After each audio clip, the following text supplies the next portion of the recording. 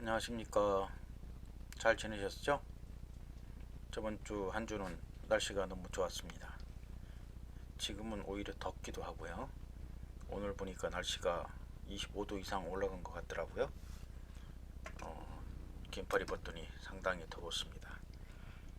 갑자기 이렇게 더워져서 오히려 건강에 덕은 안 될 것 같아요. 그리고 오늘 보니까 코로나가 10만 명 이하로 뚝 떨어졌더라고요. 이제 다 끝난 건지 아니면 새로운 세계를 새롭게 다시금 확산하기 위해서 잠시 이렇게 멈춰가는 건지 잘 모르겠습니다. 여러분들이 이제 4월 둘째 주입니다. 뭐 이제 좀 있으면 중간고사도 볼 것이고, 중간고사 문제를 벌써 제출하라고 우리 저기 조교님께서는 연락이 왔었습니다. 근데 아직 뭐 4월 말이니까 한 2주 남았으니까 여러분들 조금 더 공부하시고 중간고사 시험 볼 준비를 하시기 바랍니다. 그리고 지금 우리가 조사론을 하는데 여러분들이 그동안 직장 생활하면서 또 일상생활하면서 못 들어본 용어가 상당히 많습니다. 뭐 저번 시간에도 특히나 더 많았을 거예요. 근데 이게 중간고사 전까지가 조금 이렇게 어려워요. 뭐 조금 있으면 이제 뭐 오늘 측정하고 척도 뭐 이런 게 들어가는데 어려운 용어는 이제 거기에서 거기 끝날 것이고 그 다음에는 그렇게 어려운 용어가 없고 생소한 용어는 없을 것 같으니까 너무 겁내지 마시고 지금은 당장 뭐 이 무슨 말 하는 거야 이거 막 그렇게 생각하실지라도 그걸 너무 귀담아서 또 막 마음에 담아서 이렇게 하질 생각하지 마시고 그냥 이렇게 잘 들어주시기 바라겠습니다. 저번 시간에 우리가 타당도에 대해서 배웠습니다. 조사설계 타당도, 내적 타당도가 있고 또 외적 타당도가 있다고 했어요. 그래서 내적 타당도는 뭐라고 했냐? 연구 설계 및 분석 과정에서 이제 원인과 결과에 대해서 그 중간에 한 변수가 다른 변수의 원인이 된 건지 안 된 건지, 인과적 추론이 어느 정도 정확히 있는지 요것을 이제 내적 타당도라고 하거든요. 그래서 내적 타당도는 측정된 종속 변수, 독립 변수 다음에 종속 변수라고 했습니다. 종속 변수의 변화가 독립 변수에서 일어난 것인지 아닌지. 근데 대부분 독립 변수에 의해서 종속 변수가 변하게 되죠. 그래서 그 진짜로 독립 변수로 해서 종속 변수가 얼만큼 변했는지, 그 독립 변수가 변한 만큼 종속 변수가 변했는지 여기에 대한 확신이 있는 건가? 그게 이제 타당도를 얘기하는 겁니다. 그걸 이제 내적 타당도라고 하는데 독립이 10이 변했으면 종속도 10은 변해야 된다. 이게 그러면 내적 타당도가 높구나 이렇게 나타날 수가 있습니다. 근데 이렇게 하다 보니까 인과성을 저해하는 요인이 있다고 했어요. 그래서 이 인과성을 저해하는 요인들을 배제를 해야 되는데 인과성을 저해하는 요인 중에 하나가 우연한 사건이라고 했습니다. 이 우연한 사건은 뭐냐? 의도치 않게 기간이 흘러가면서 발생한 사건, 즉 우연한 사건이라고 볼 수가 있겠죠. 어떤 거냐면 출산율에 대해서 예를 들었습니다. 홍보하고 교육 기록을 해서 출산율이 저하가 됐습니다. 예전에 우리 이런 정책 많이 했어요. 80년대에. 그렇게 했는데 과연 이 출산율 저하에 대한 산하 제한에 대한 교육 때문에 출산율이 저조했는지 안 그러면 다른 원인이 있는지 그래서 그것을 따져보니까 교육의 효과도 좀 있긴 있었겠죠. 하지만 그것보다는 뭐가 더 컸다고 볼 수가 있겠습니까? 그리고 또 그러다 보니까 경기 악화가 일어나서 실업자가 많이 배출이 되게 돼서 젊은 사람들이 출산할 생각과 또 가정생활을 이렇게 할 그러한 생각을 많이 바꿨기 때문에 출산율이 많이 떨어진 거라고 생각할 수가 있겠습니다. 이와 같이 출산율 저하 교육을 시키는데 우연찮게 실업률, 경기 악화 이런 변수가 생겼어요. 이게 이제 하나의 우연한 사건이라고 할 수가 있겠고요. 다음에 두 번째는 뭐라고 했습니까? 성숙이라고 했죠. 성숙은 뭐냐? 단순히 시간이 경과가 됨으로 말미암아 그 실험에 대한 조치와는 상관없이 실험 대상 자체에서 일어나는 변화, 그 과정, 그러니까 시간이 지남으로써 신체적이거나 모든 게 다 변화가 될 수 있는 것, 그게 성숙이라고 할 수가 있겠고, 그 다음에 검사 효과가 있습니다. 이번 시간에 했던 통제 집단 사전 사후 집단 검사 설계, 이런 것도 검사 효과라고 볼 수가 있겠죠. 어떤 거냐면은 미리 IQ 검사도 전에 한번 했던 거하고 그 다음에 나중에 좀 했던 거하고, 아무리 시간이 좀 흘렀다 하더라도 어느 정도 동일한 그 IQ 검사이기 때문에 예전에 선행학습이라고 볼 수가 있겠습니다. 먼저 한번 검사를 해봤기 때문에 나중에는 그거보다 수월하게 그걸 풀 수가 있어서 IQ 지수가 갑자기 올라간다. 요거는 하나의 이제 학습 효과라고 볼 수가 있죠. 선행 효과. 이거를 검사 효과라고 합니다. 이게 개입이 되다 보면은 올바른 내적 다당도를 갖출 수가 없다. 그 다음에 도구 효과가 있었어요. 도구 효과는 전후의 검사 도구를 달리했을 때, 이거는 객관성이 좀 떨어지겠죠. 한 실험을 하려고 하는데 전에 했던 거는 다른 도구, 이 사전 후에 사후에 했던 거는 또 이 도구, 이러다 보면은 이게 올바른 실험이 될 수가 없습니다. 그래서 도구 효과라고 있고, 그 다음에 통계적 회귀, 그리고 이거는 이제 높은 거하고 낮은 거, 높은 점수, 낮은 점수, 이런 거를 이제 배제시키고 해야 되는데, 그게 나중에 하다 보면은 이게 통계가 제대로 나올 수가 없습니다. 중간 거를 값어치를 이해해야 되는데 높은 거하고 낮은 거를 극단적으로 쓰게 되면은 거기에 대한 오류가 발생한다. 그리고 선별 편향성이 있었고요. 실험 대상자의 상실, 뭐 중간에 돌아가시간다든지 아니면 뭐 이민을 간다든지 뭐 이렇게 실험 대상자가 삼았었는데 중간에 없어졌다. 상실, 그런 게 있었습니다. 그리고 외적 타당도. 어떤 연구의 결과를 연구를 했는데 그 조건을 넘어서서 다른 모집단이나 상황에 일반화할 수 있는 정도. 그러니까 이거를 이제 논문으로서 정확하게 다른 데서 일반화시킬 수가 있냐. 그래야지만이 논문이 좋은 논문이 될 수가 있겠죠. 또 객관성 있는 논문이 될 수 있고, 그래서 외적 타당도가 높은 논문이 좋은 논문이다, 이렇게 보면 될 것 같고요. 영향을 미치는 요인에는 표본 대표성, 표본의 대표성이 얼마나 갖추고 있느냐. 뭐 괜히 대표성 없는 한 집단만 이렇게 뽑아서 한다는 것은 외적 타당도가 그만큼 떨어진다고 볼 수가 있겠습니다. 그리고 조사 반응성이고요. 실험 조사에 대한 민감성을 얘기했고, 그리고 플라시보 효과, 위약 효과도 있다고 얘기를 했었습니다. 저번 시간 걸 너무 많이 하니까 시간이 많이 없어지는 것 같아서 빨리빨리 넘어갈게요. 그리고 계속 이어서 할 건데, 조사 설계 유형에 대해서 우리가 했습니다. 제일 먼저 보는 게 어떤 실험 설계냐, 순수 실험 설계라고 했습니다. 순수 실험 설계는 실험실 내에서 이루어지는 실험 설계에서 가장 엄격한 설계다. 그래서 그 엄격한 설계인 만큼 또 이루어지기가, 통제가 가하기가 어렵고, 또 윤리적인 문제로 실험이 불가능해질 수 있는 그러한 실험 설계라고 할 수가 있겠습니다. 그래서 실험 결과를 일반화하기 어려워서 이거는 외적 타당도가 낮다. 비록 내적 타당도는 높다 하더라도 외적 타당도는 낮을 수밖에 없습니다. 일반화되기가 어렵기 때문에. 실험 설계에서는 네 가지 설계가 있다고 했습니다. 먼저 통제 집단 사전 사후 조사 검사 설계 하나 있고요. 그 다음에 오늘 이제 이어서 나갈 할 거 통제 집단 사후 검사 설계, 그리고 솔로몬 4집단 설계, 이렇게 있는데 네 가지가 아니고 세 가지네요. 저번 시간에는 통제 집단 사전 사후 검사 설계까지 했습니다. 그래서 통제 집단에 대해서, 또 실험 집단에 대해서. 통제 집단은 뭐라고 했습니까? 영어로.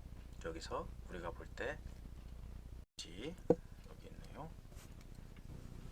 볼펜이 잠깐만요. G라고 있습니다. 그리고 실험 집단은 뭐예요? E지죠. 실험 집단에는 이 변수가 하나 더 들어간다. 이건 실험하는 사람들이에요. 실제적으로 실험하는 그 집단에 대해서 얘기를 하는 겁니다. 그래서 사후 검사 설계는 무작위 할당의 과정이 이제 실험 집단과 통제 집단 간에 어떤 의미 있는 차이를 제거시켜준다는 것을 추정하고 있습니다. 집단의 동질성에 대한 가정은 이제 사후 검사에서 두 집단 간의 차이가 독립변수의 인과적 영향을 반영할 수 있다는 함의를 수용한 것입니다. 실험 조치가 이루어지기 전에 실험 집단과 통제 집단에 대하여 실시하는 사전 검사를 없앴어요. 그렇게 함으로써 실험의 외적 타당도를 높이는 장점이 있습니다. 그러니까 사전 사후 검사는 사전에 미리 한번 했기 때문에 사후 검사가 정확하게 나타날 수가 없습니다. 그래서 그러한 폐해를 없애갖고 사전을 아예 없애버렸어요. 그리고 사후 실험 후인 사후만 했습니다. 여기 보면은 그림 보시게 되면 잘 안 움직이는데 여러분 교재 76페이지 보면은 사전 사후에는 이지가 여기 하나 더 있어. 오 안이 여기 있었죠. 어디냐 여기 하나 있었습니다. 그리고 여기도 하나 있었어요. 이게 이제 이 변수에 대한 사전 검사였었는데 사후 검사 설계에서는 이걸 없애버렸습니다. 그래서 순수하게 실험을 하고 난 이후의 결과만을 가지고 하는 것을 설계를 하는 거예요. 이거를 이제 통제 집단 사후 검사 설계다 이렇게 얘기를 했습니다. 그래서 부호하면은 이지는 실험 집단이죠. 그 다음에 CG가 통제 집단인데 실험 조치 결과는 실험 집단, 통제 집단 사후 검사를 비교로 해서 Q51 마이너스 O2 이런 식으로 해서 값을 나타내고 있습니다. 그래서 통제 집단 사후 검사 설계는 이제 사전 검사를 아예 실시하지 않기 때문에 실험 과정에서 사전 검사가 사후 검사에 미치는 영향 분명히 있을 것인데 그것에 대한 염려를 없애고 사전 검사가 실험 조치에 미치는 영향 그리고 사전 검사가 실험 대상에 미치는 영향을 완전히 통제할 수가 있겠죠. 사전 검사를 안 하기 때문에. 그래서 사전 검사가 특정 실험 집단에게 민감하게 영향을 줄 수 있는 독특한 특성을 가진 경우에 이제 사용하면 좋은 설계 방법이다.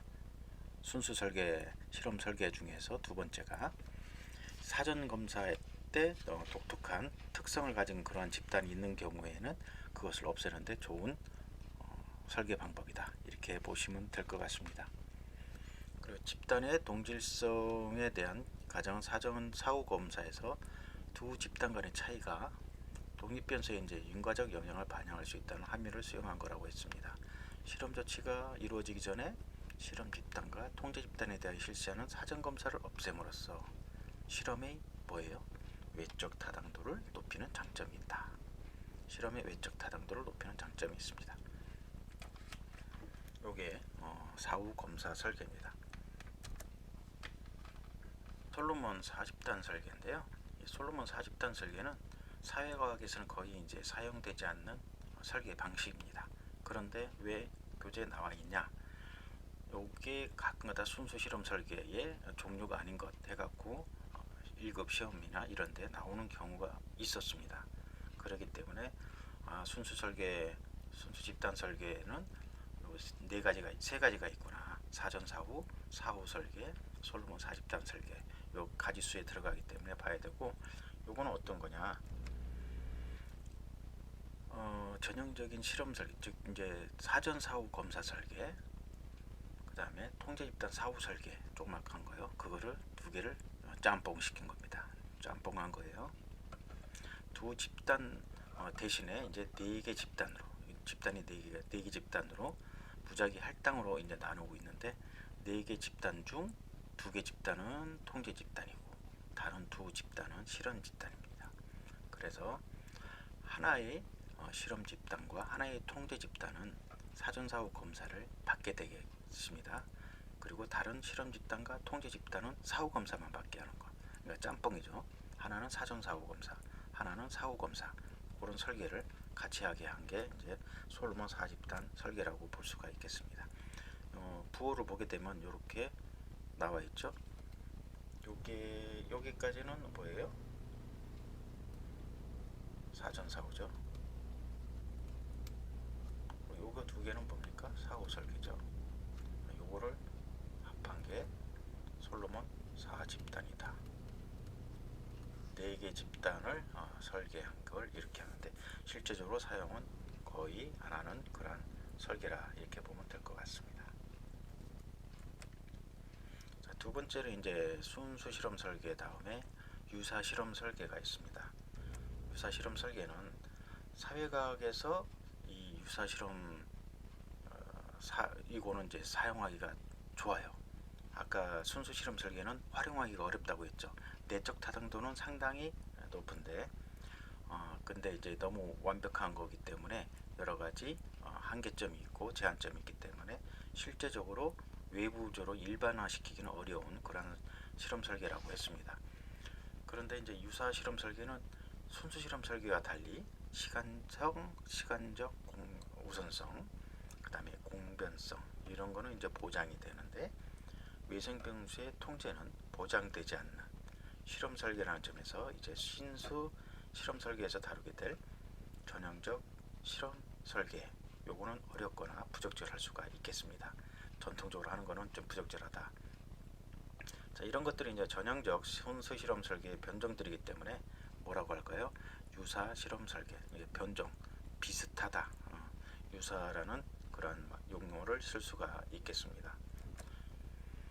그래서 순수 실험 설계와 비교해서 이거는 내적 타당도가 어느 정도 저하된다는 단점을 가지고 있죠. 순수 실험 설계는 내적 타당도는 상당히 높다고 했습니다. 외적 타당도는 낮지만은, 그런데 이거 이제 유사 실험 설계는 순수 실험보다는 내적 타당도는 떨어지는 그런 단점을 가지고 있습니다.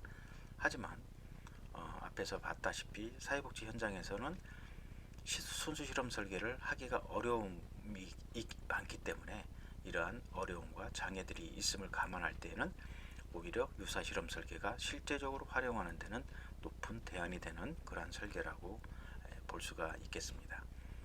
어떤 게 있냐? 여기도 종류가 몇 가지가 있습니다. 첫 번째 이제 비동일 통제 집단 설계가 있습니다. 통제 집단 설계는 실험 집단에서 관찰된 실험 조치 이전과 이후의 변화, 어떤 거죠? 실험 집단에서 이루어진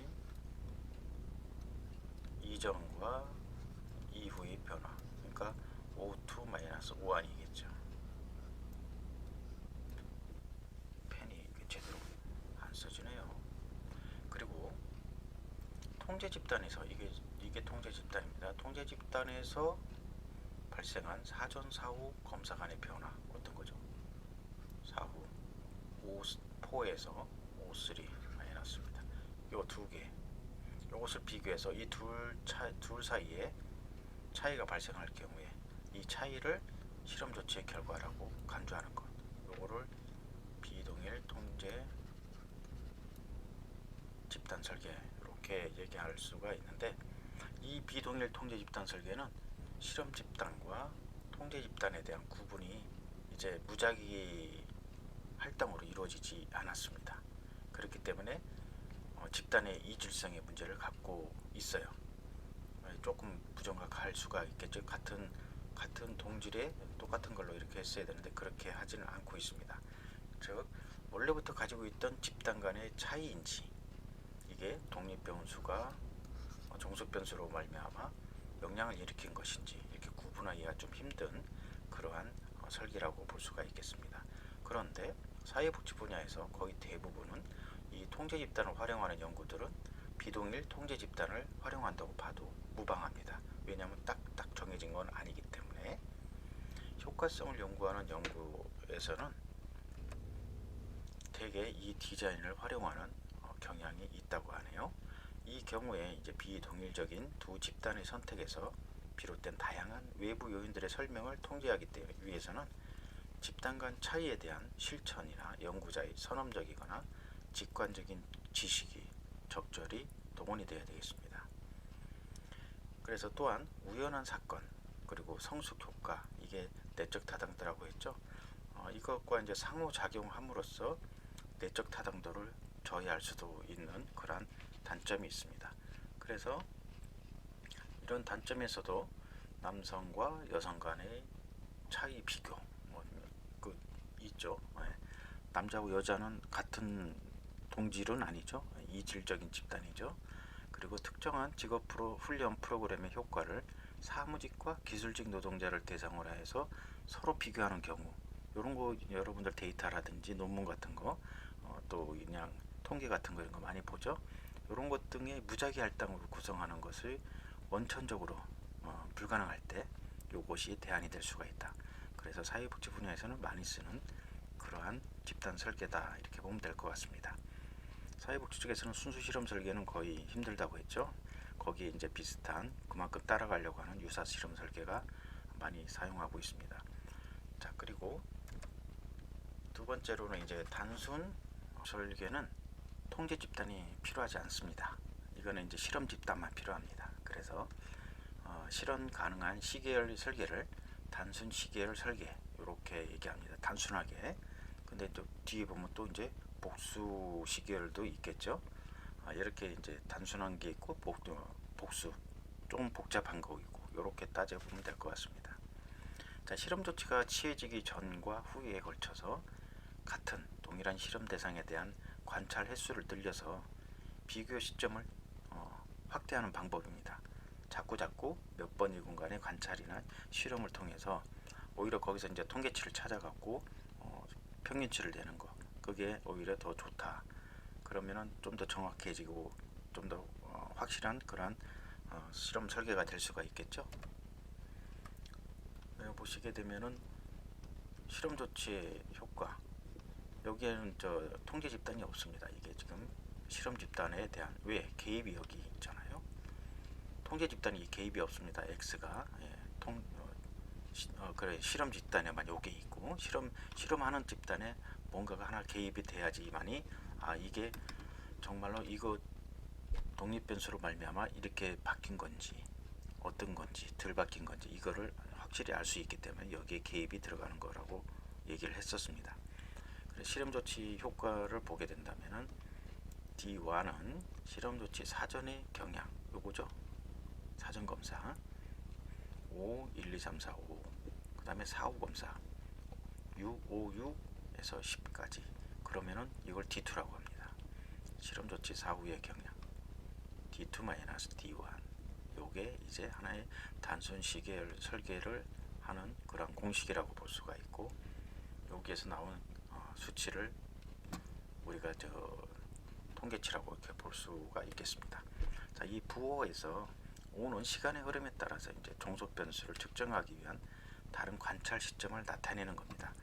왜 O를 한 번만 하면 되죠? O1, O2 이렇게 하면 되는데 이렇게 많죠? 그러니까 여러 번 반복해서 계속 사전사후 이렇게 실험을 한다는 그런 얘기입니다. 관찰의 특정 횟수는, 그러니까 여기서 만약에 5에서 5까지가 있는데 뭐 더 많을 수도 있고 100개가 될 수도 있고, 그건 제한이 없습니다. 많으면 많을수록 더 좋습니다. 그만큼 더 좋은 값을 나올 수 있기 때문에. 자, 이 설계 방법은 종속 변수가 개입이 시작되기 전 5번의 시점에서 측정되었고, 그리고 또 뭐예요? 개입 이후에 또 다른 5번의 관찰이 이루어졌음을 알 수가 있습니다. 실험 조치 이후의 관찰값들의 합과 실험 조치 이전 관찰값들의 합의 차이가 있을 경우 그 차이를 실험 조치로 인한 차이로 간주를 합니다.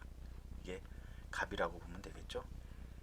예를 들게 되면은 뭐 치료사가 우울증 환자에 대한 치료 효과를 평가하기 위해서 치료 전 1년의 시점을 정해서 5번의 관찰을 하고 측정을 하고 했습니다. 그리고 난 다음에 개입이 들어갔어요. 개입이 뭐예요? X라고 했죠. 자, 개입이 들어갔습니다.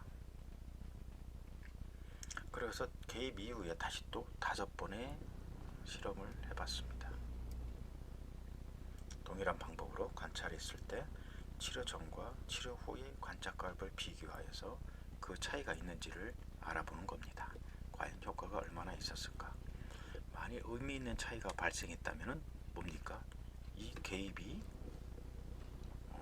효과가 있다, 그렇게 평가할 수가 있겠죠.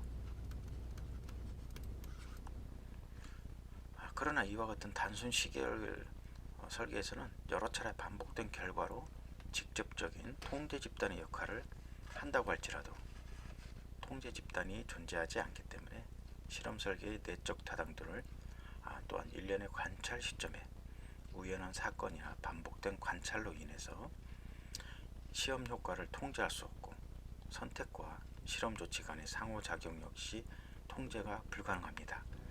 왜냐하면 여기서도 한 번, 두 번, 세 번 되면 5번을 사전 검사를 했어요. 그리고 사전 검사를 했기 때문에 사후 검사는 아무래도 사전에 이런 게 있었구나, 그게 학습 효과라는 게 나타나는 거겠죠. 그래서 조금 별로 이렇게 의미 있는 값을 내기가 어렵고 상호작용 통제가 이제 불가능할 수가 있겠습니다. 그리고 관찰 기간이 길어지면 또 대상자의 성숙 효과가 있죠. 시간이 흐름에 따라서 이런 거에 의한 연구의 내적 타당도를 저해할 가능성이 있습니다. 그리고 특히 동일 대상에 대한 여러 차례에 걸친 조사는 검사와 실험 조치 간의 상호작용으로 일반화에 한계가 작용할 수가 있습니다. 그래서 별로 신뢰성이 안 가는 그러한 설계제가 아닌가 이렇게 생각이 되네요. 1교시는 여기서 하고 잠시 후에 2교시에서 뵙도록 하겠습니다.